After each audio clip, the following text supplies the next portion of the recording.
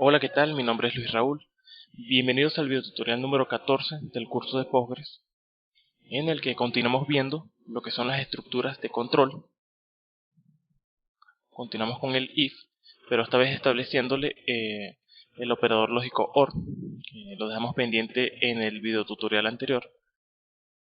Y continuamos con empezamos con el uso de los loops, que nos permitan repetir los ciclos, estableciéndoles unas condiciones necesarias para decirle cuándo o cuánto va a repetir. Pues continuamos el curso, pero esta vez definiendo el uso del OR. Fíjense en el siguiente ejemplo, estamos declarando una condición que está donde utilizamos la variable color, que es el parámetro que estamos recibiendo en esta función llamado tipos. Lo que queremos que devuelva la función es a qué tipo de colores pertenece el color que le estamos enviando o le estamos pasando por parámetro a la función. Si el color es primario o si es secundario, o si en dado caso no es ninguna de las anteriores, pues nos muestra otros. Entonces nosotros a la función tipos, que es esta función que estamos utilizando, le vamos a pasar, por ejemplo, el color rojo. Ejecutamos la función con F5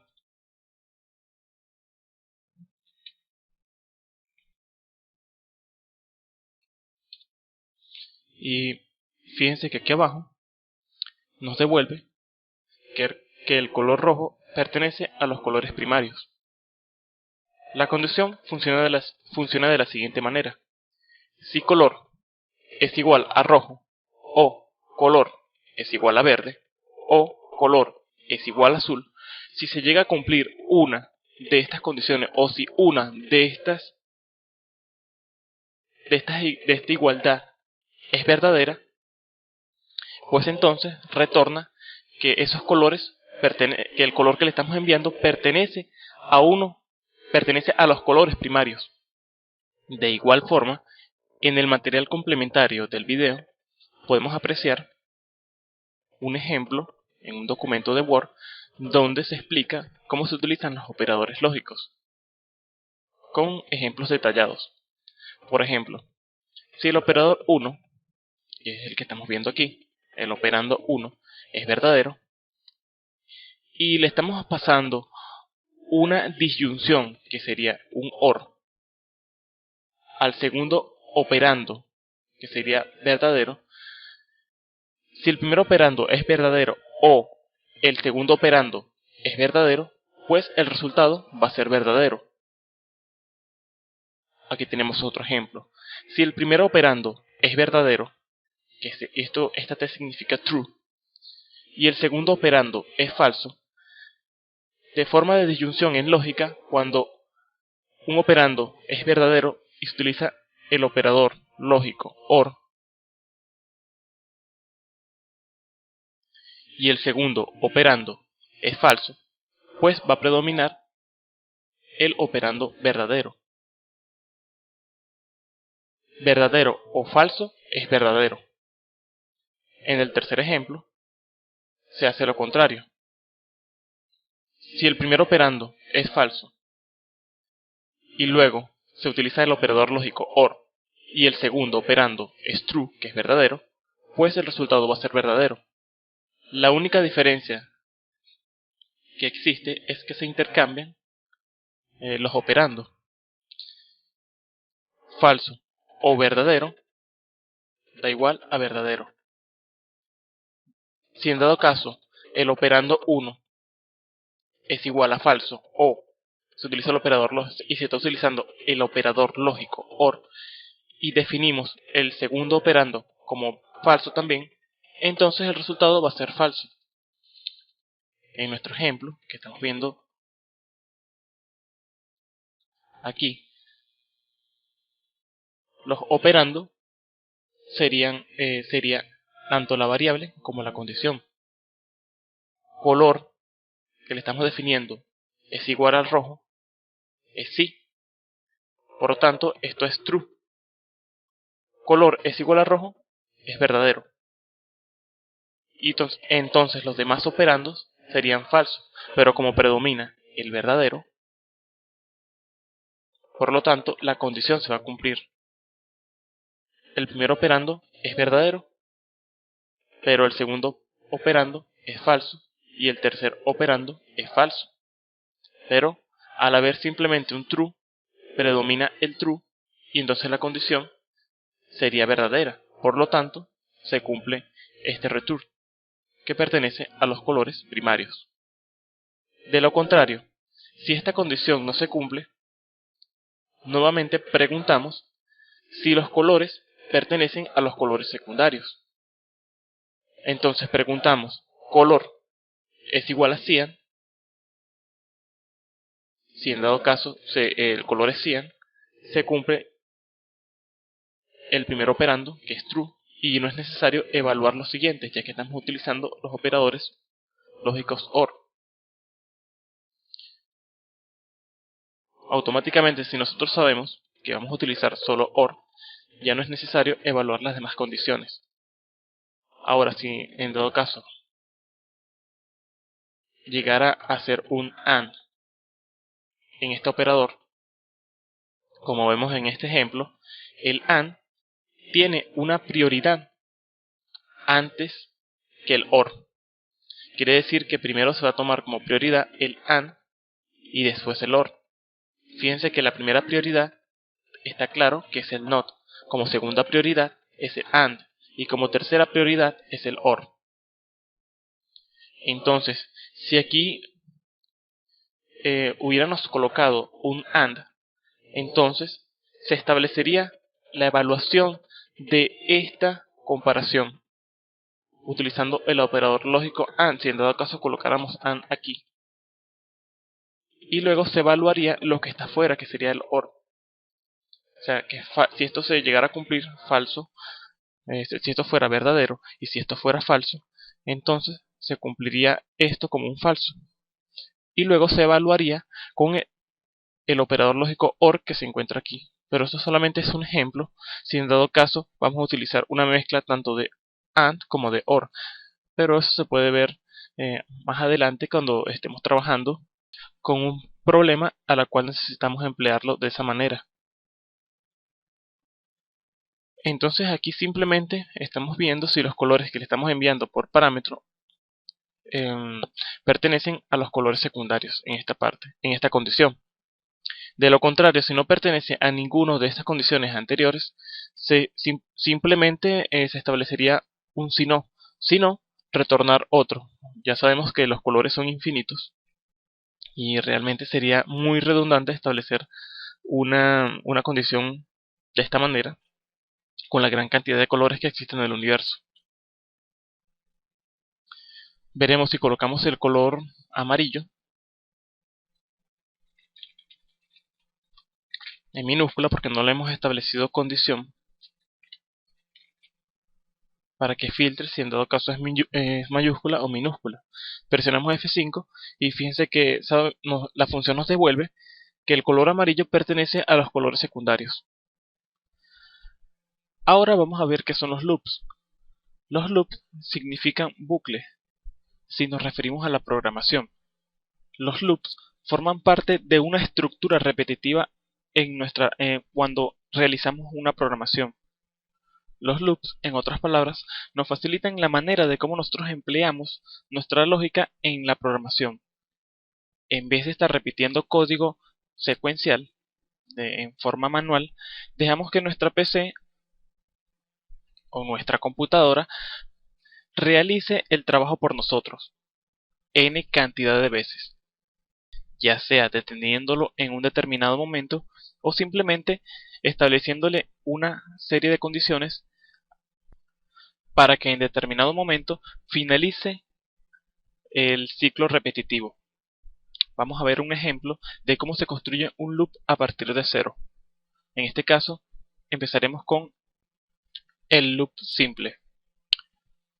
Lo primero que vamos a hacer es programar una función que nos permita devolver los primeros 10 números de la numeración normal. como estamos viendo aquí, queremos que nos devuelva los números del 1 al 10, separados por espacios.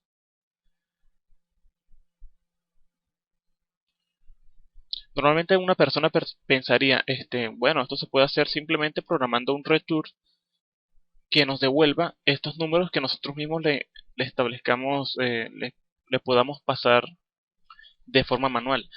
Estos números se los puedo colocar de forma manual para que me los devuelva a la hora de ejecutar una función y que como return me devuelva esto que yo programé manualmente. Pero ¿qué pasaría si fueran 100 números o 200 números o hasta incluso 1000 números? No estaríamos programando mucho, no estaríamos probando mucho, colocando números del 1 al 10. Eso sería realmente muy redundante y claro, nos quitaría mucho tiempo. Para estos casos es que, por un ejemplo, nos facilitaría el uso de los loops, dejar que nuestra máquina o que nuestra computadora realice esas operaciones por nosotros. Pues empezamos. Lo primero, vamos a utilizar un acumulador que nos permita concatenar los números y luego a la final convertirlos en cadena para que los vayamos agrupando de uno en uno y formar nuestra cadena enorme que nos va a devolver la función. Ya tenemos nuestro acumulador creado, yo lo creé, lo formé. Ahora vamos a crear nuestro loop. Simplemente establecemos la palabra clave loop. Y ahora, ¿qué necesitamos? Necesitamos un contador que nos mantenga la secuencia de los números que estamos sumando. O que la cantidad de secuencias, o mejor dicho, la cantidad de veces que nuestro ciclo loop ha realizado repeticiones. Entonces establecemos loop. Y los loops se cierran siempre con end loop. Yo por mi parte acostumbro primero a abrir el bloque con la palabra clave, ya sea un if, un loop, un for o un while, que lo vamos a ver más adelante, ya el if lo vimos, pero yo siempre lo acostumbro a cerrar para evitarme posibles confusiones en un futuro. Luego lo que hago es indentar y dentro de este bloque de código yo o establecemos un contador y que va a ser nuestra variable que vamos a definir acá arriba y va a ser de tipo integer y que a su vez va a tener una igualdad que es 0.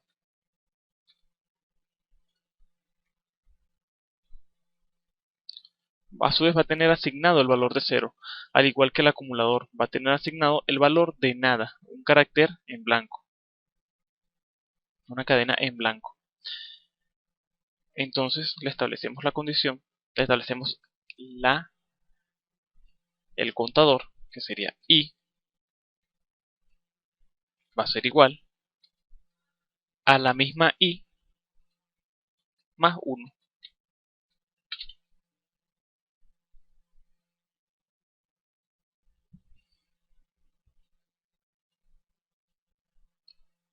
Luego dentro de este if,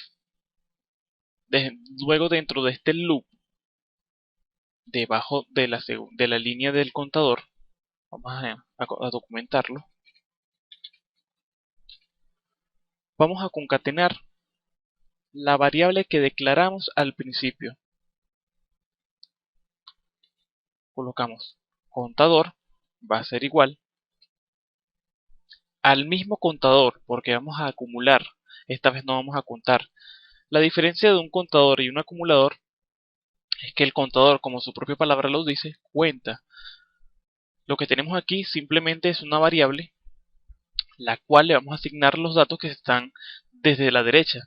Acuérdense que a nivel de programación los datos se van a ver desde derecha a izquierda a la hora que vayamos a asignarle un valor. Quiere decir que a esta variable se le va a asignar el valor que está en la derecha. Es muy diferente a la matemática, ya que en la matemática la igualdad significa algo totalmente diferente a lo que nosotros programamos. Cuando vayamos a programar una igualdad en una operación matemática es totalmente diferente. Ahora, lo que vamos a declarar aquí en esta variable es que 0, que está declarado ya desde el principio, que es el valor de y que es igual a 0, como lo tenemos acá arriba, se le va a sumar el valor de 1. Aquí me confundí, aquí va 1. O sea que el teclado. Ok. El valor de 1. 0 más 1 es igual. La suma de esta variable junto con el número 1 va a obtener un valor que va a ser asignada a la misma variable después de la igualdad. Antes de la igualdad. Una vez obtenido este valor, cuando vayamos a repetir nuevamente, si en dado caso la y es igual a 1, en la segunda repetición la y va a ser igual, por decir, si en dado caso la y sigue siendo 1, al 1 se le va a sumar otro 1, y entonces esto daría 2, y este 2 se le va a asignar a la misma variable. Ya la misma variable ya no va a ser 1, sino va a ser 2. Cuando vayamos a repetir nuevamente el bucle, esta variable y va a ser igual, nuevamente les repito, el programa, eh, el proceso se hace de la siguiente manera, de derecha a izquierda. Entonces la igualdad va a ser igual, o sea, esta variable va a ser igual a 2, que sería el mismo valor que tiene asignado esta variable y que tenemos ya guardado en nuestra memoria, más 1, entonces nos sería 2, nos daría 2 más 1, que sería igual a 3, y se almacena a esta variable. Ya tenemos que este valor, esta variable, va a ser igual, va a tener como valor 3. Si volvemos a repetir el loop, entonces la variable y, que tiene como valor 3, se le va a sumar el número 1. Y entonces esto va a ser 4. Este 4 se va a almacenar en esta variable. Nuevamente, al repetir el ciclo, entonces esto que ahora vale 4, se le va a sumar otra vez un 1 y va a ser 5. Y nuevamente esto se le va a asignar a la variable y.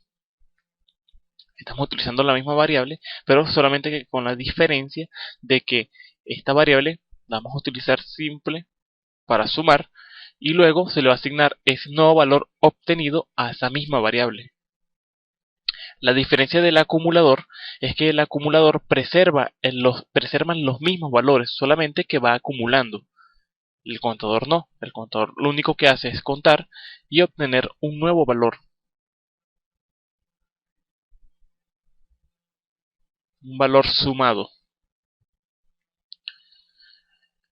Por ejemplo, si tenemos aquí el acumulador, vamos a hacer que el acumulador nos sume lo que estamos obteniendo desde la i, desde el valor i, que sería la cantidad de veces que está recorriendo nuestro loop para realizar un ciclo.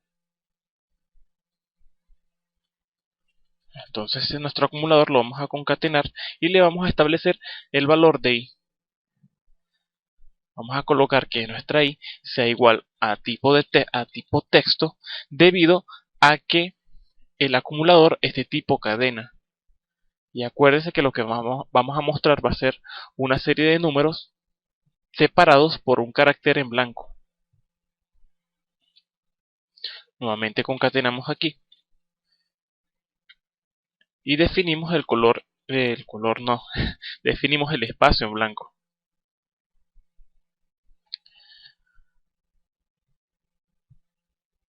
Este es el espacio en blanco, que es ese pequeño espacio que estamos dejando entre los números. Entonces, acumulador, la diferencia es que va acumulando. El acumulador va a ser igual al mismo acumulador, que es la misma variable, concatenando los números que estamos obteniendo y luego concatenándolo con un espacio. Esto lo estamos acumulando. ¿Cómo funciona? Funciona de esta manera. Repetimos nuevamente la secuencia. Si en dado caso ejecutamos la función, la i sería igual a 0, como tenemos aquí. Entonces, 0 más 1 va a ser igual a 1. Y ese valor se le va a declarar a i, que será igual a 1. Entonces, acumulador, que no es nada, no tiene nada almacenado. Acuérdense que se va a ejecutar siempre es de derecha a izquierda, de derecha a izquierda. Lo que quiere decir es que el acumulador, que está en blanco, se va a concatenar con el número 1 que obtenemos de acá arriba, seguido del acumulador, seguido de nuestra cadena en blanco.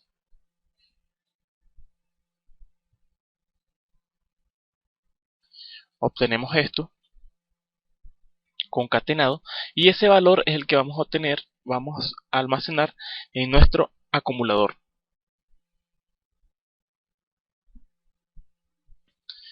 Si repetimos nuevamente la secuencia, el ciclo, ya tenemos que nuestra i vale 1. Entonces a esa i se le va a sumar otro número, que se le va a sumar 1, y este resultado nos daría 2. Ese 2 se va a almacenar en la variable i nuevamente. Obtenemos la i almacenada en nuestra memoria, y esta vez vamos a la segunda línea. Nuevamente se ejecutan los datos de derecha a izquierda, y obtenemos que el acumulador, que sería igual a la concatenación que le hicimos anteriormente, que es i, que es el número i, que tenía como valor 1, el acumulador entonces vale 1. 1, y le vamos a concatenar a ese mismo valor de 1, le vamos a concatenar el nuevo número que vamos a obtener de la variable i, que sería el número 2, seguido de un espacio en blanco. Y así vamos sucesivamente armando nuestra cadena. Pero ¿qué faltaría? Faltaría una condición que nos defina, que le diga al loop cuándo detenerse, porque si nosotros lo dejamos así, nos daría un error, o simplemente una recursión infinita. Es debido a que como no se establece un frenado de la función, un freno, nunca le vamos a decir al programa cuándo detenerse a nuestro loop. Entonces, para eso establecemos una condición if la i, que sería nuestro contador,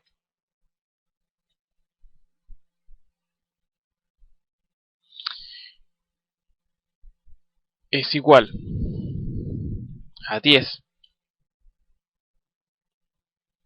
Entonces,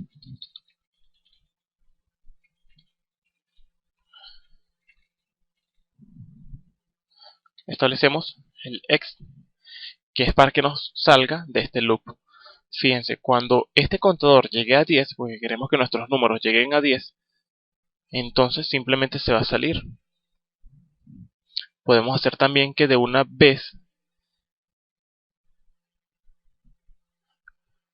se salga, luego del loop, establecemos un return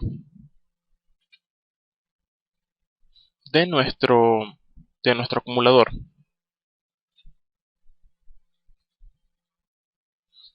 Vamos a probar nuestra función, lo ejecutamos, vamos a ver que estemos viendo todo correcto. Aquí no le estamos pasando nada todavía.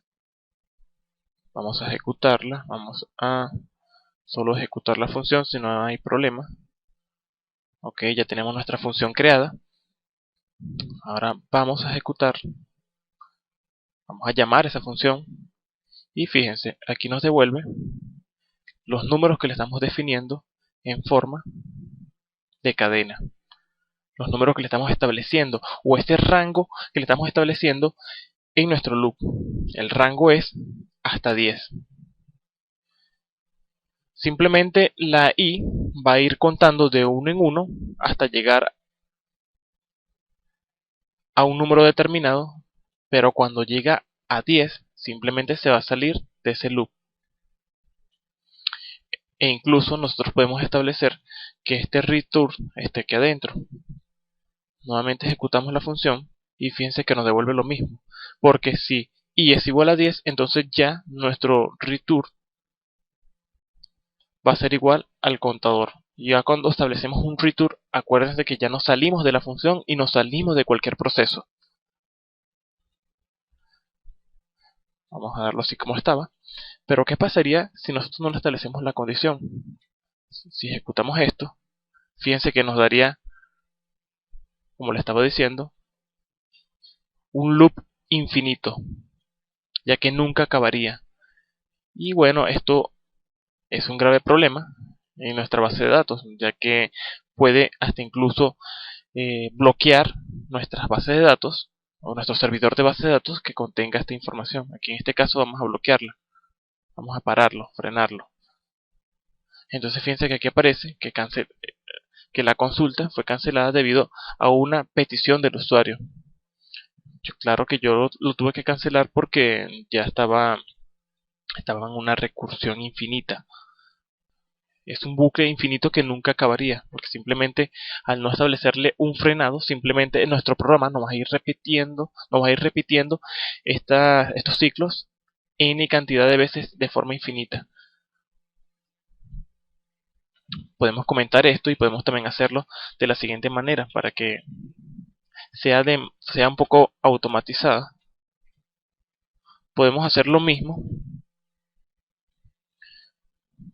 pero esta vez definiendo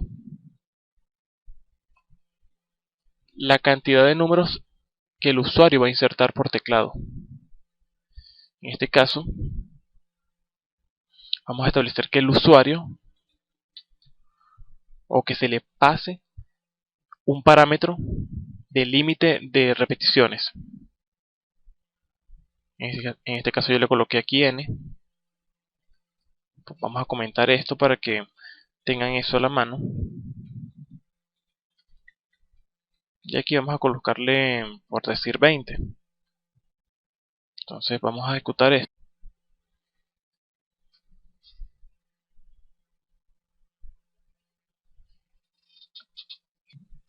Ahora vamos a ver lo que son las estructuras repetitivas, el uso del while. Vamos a comentar este bloque de códigos y vamos a utilizar la estructura de control while, la estructura repetitiva. While, que en inglés significa mientras. Y luego vamos a ver la diferencia que tiene el while con el loop. Y cerramos aquí en loop.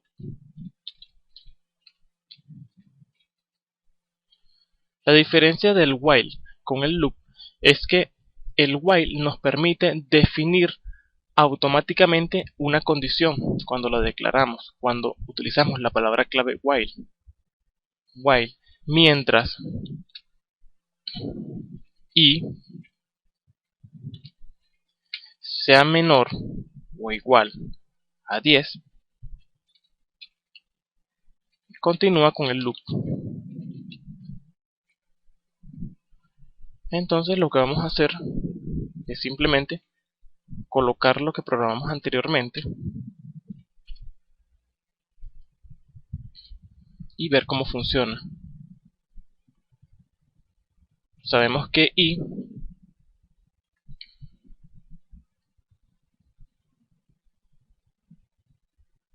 al principio iba a ser igual a 0.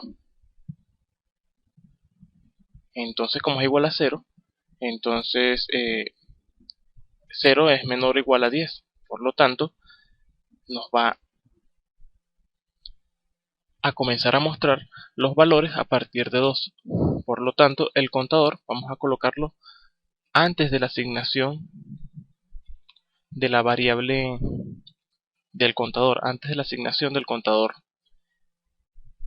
Esto es debido a que si nosotros sumamos después de haber declarado nuestro loop, sumamos el contador, entonces i, que es igual a 0, va a ser, se le sumaría primero lo que obtenemos a partir de la i, en este caso sería 0, y si nosotros declaramos que aquí está el contador, lo que nos hace es sumar ese primer dato de la i y obtendríamos un número, que sería 1, pero estaríamos siempre sumando. Imagínense que esta condición llegue al tope, que sería 10, entonces aquí a ese 10 se le va a sumar 1 y nos daría algo como lo que vamos a ver aquí.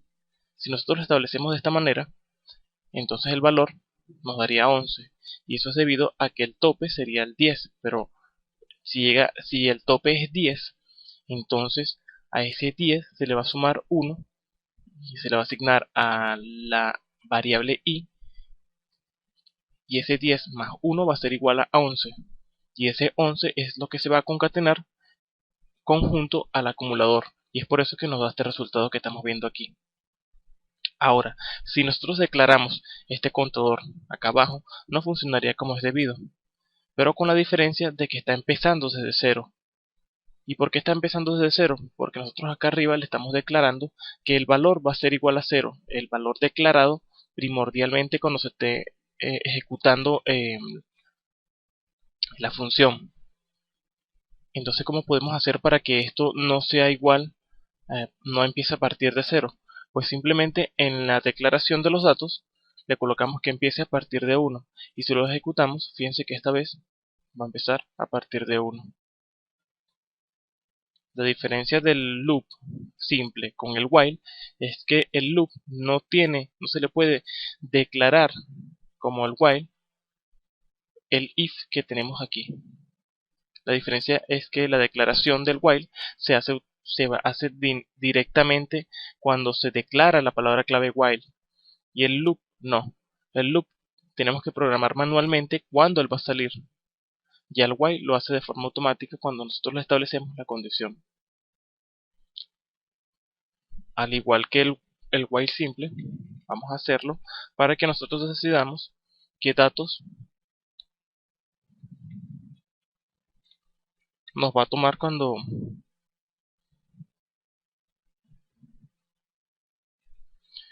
se lo pasemos por argumento. En este caso, vamos a colocar que sea n. Si lo ejecutamos, fíjense que llega hasta 10, y eso es debido al argumento 20 que le estamos pasando a la función.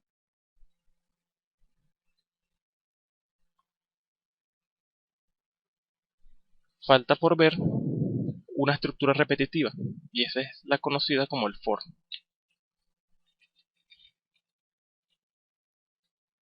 Vamos a comentar esto y vamos viendo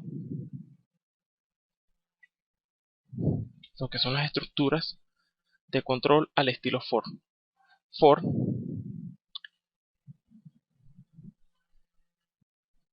que es muy utilizado en la programación, nos facilita la manera de programar, y eso es debido a que el for declara automáticamente nuestra variable contador. No necesita de un contador como el while o como el loop simple. Simplemente se le establece la condición y el límite de una vez al declarar la palabra clave for. For se cierra con end loop al igual que las anteriores. Entonces for no necesita ni siquiera del contador.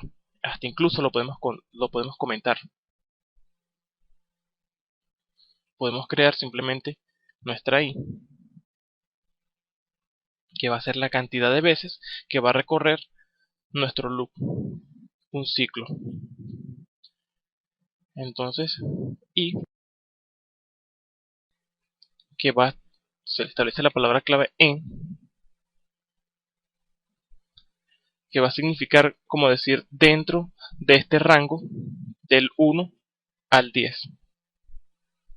Se le establece la palabra loop, y aquí tenemos nuestro for.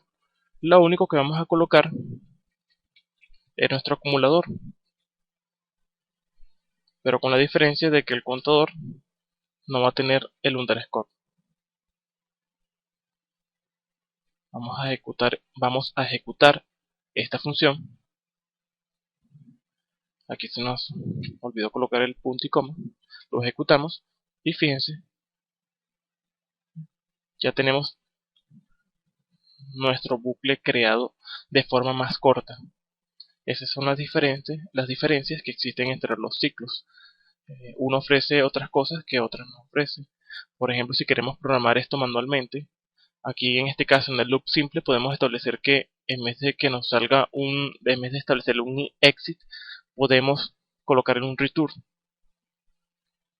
En el loop no podemos hacer eso, porque tendríamos que utilizar variables booleanas, por ejemplo, una variable que nos diga cuando haya salido del loop o cuando haya llegado a 10 sea verdadero, y cuando sea verdadero no se vuelva eso, o simplemente estableciéndole un return debajo. Eso es algo que lo puede hacer simplemente con el loop simple. Se puede hacer simplemente con el loop simple, pero no se puede hacer con el while. Y por ejemplo, esta nos permite manipular un contador interno. Podemos hacerlo también de esta manera. También se puede hacer con el loop, solo que de esta manera sería un poco más corta. Y con el while nos resumiría en íntegro la manera de cómo programamos un loop. Todo está resumido porque ya tenemos nuestro contador declarado, tenemos nuestra i, ni siquiera es necesario declarar nuestro contador. Acá arriba ni siquiera es necesario hacerlo, fíjense que yo lo comenté. De una vez tenemos nuestro acumulador y nuevamente nos devuelve el resultado. Al igual que las anteriores, vamos a tratar de hacer que los datos sean manipulados de forma automática, como lo vimos anteriormente. No va.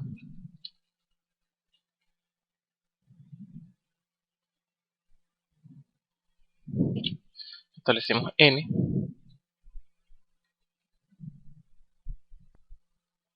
Y fíjense que simplemente estableciéndole la n, como ni siquiera tenemos que concatenarlo, que se toma automáticamente, simplemente estableciéndole la palabra n, la variable n, que el parámetro que estamos recibiendo de la función y que a su vez estamos pasando como argumento en la función números, automáticamente nos devuelve el rango del 1 al 9 de la cantidad de repeticiones que va a tener este for. Si colocamos 31, todo funciona como lo esperábamos. ¿Ustedes se imaginan tener que programar todo esto? Toda esta cantidad de números para que nos devuelva simplemente números contados del 1 al 31. Sería muy difícil, ¿verdad? ¿Y cómo sería si en dado caso programamos 1000 o 100?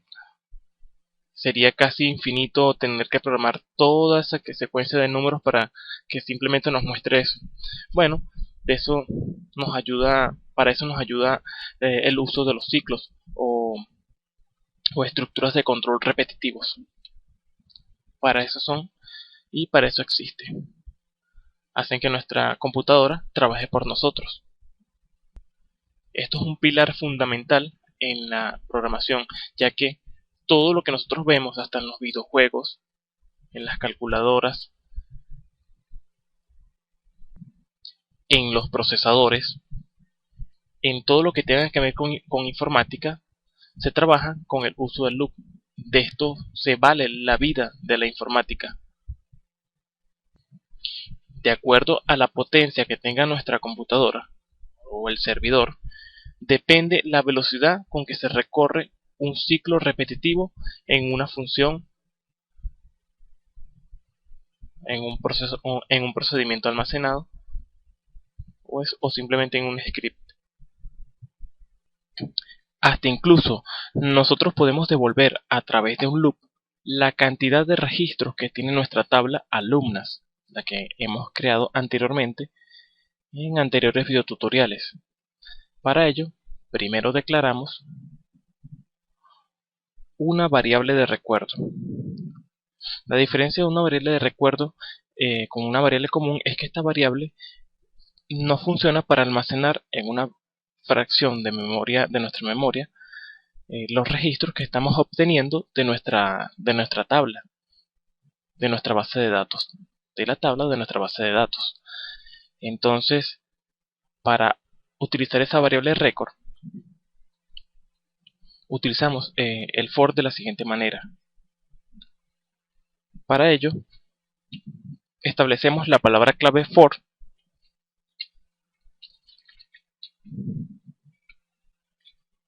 colocamos el nombre de nuestra variable record, que si no se acuerdan es alumnas,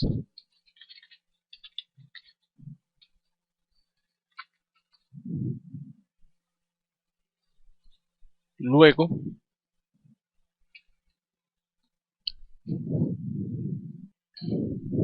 colocamos la palabra clave int, que sería dentro, y si quieren, para trabajar de forma ordenada, entre paréntesis encerramos nuestra consulta o nuestro select. Podemos colocar asterisco from y el nombre de la tabla, que sería alumnas.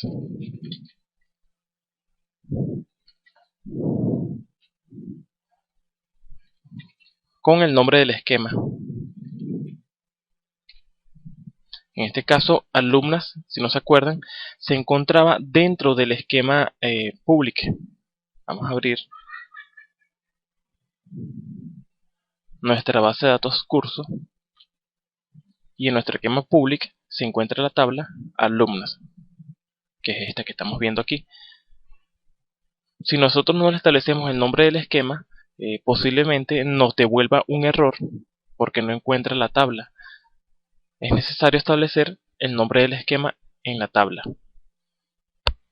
Luego cerramos nuestro bloque primario con loop y luego cerramos nuestro bloque definitivo con end loop. Nuevamente utilizamos el acumulador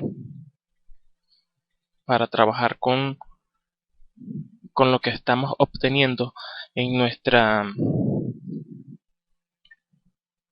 variable record de nuestra consulta. Lo único que vamos a cambiar es el contador por la variable record y luego el nom, el nombre del campo, que en nuestro caso sería nom alumna.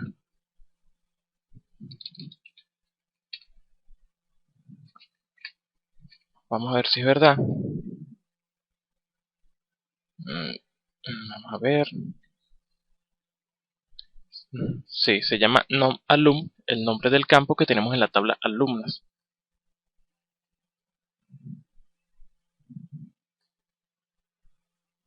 Si ejecutamos esto, fíjense que ya lo tenía aquí, pero es para que vean los nombres que nos está trayendo de nuestra base, de nuestra tabla. Podemos separarlo con un espacio y aquí nos devuelven los nombres de nuestra base de datos que estamos acumulando de nuestra variable record de esta consulta. Yo sé que esta función números no tiene nada que ver con este registro, pero es para que vayan viendo lo que podemos hacer con el uso de los loops.